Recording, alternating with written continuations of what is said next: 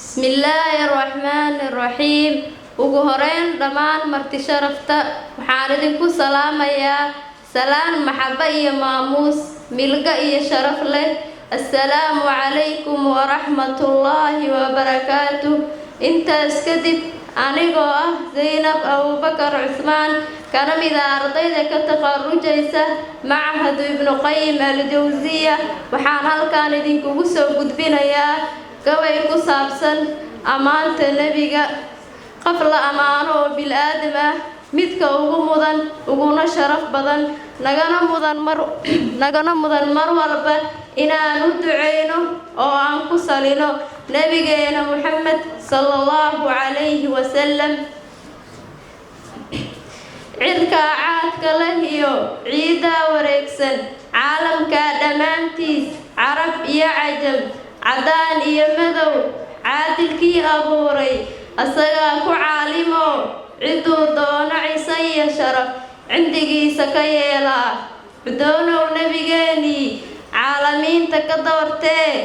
dacwadiyo diintiyo dardaaran u soo dhiibee dunida dhammaanteed dabacsanaan iyo dulqaad dadka kii kaga duwanaa daa'imkeen doorto dadkaa degan dunida diinla-aantiyo dunuubtii darxumadiyo dulligii degdeg kaga saaree dariiqa toosan iyo daa'imidda towbada dayasho ugu noqdee bidhaantiisa bilicsan daymada muuqiisa dayaxo 14 ah ka daranoo qurux iyo qadarin allah qaadirkaa u qadimee akhlaaqdiisa qurxoon qur-aanka ku sifeeye maalinta qiyaame maqaam maxmuud ah mawla ku manaystee makhluuqa u shafeecee mursaliinta imaamkood makhluuqa midkii u mudnaa Muxamed nabigeena micigiisa mawlow naga yeel midigtiisa kuwuu ku waraabiyo jannada jaar kula noqdaa maruu naga yeel rabbow malaa'ig iyo mursaliin makhluuqa midkii abuuree maamulkeeda haayow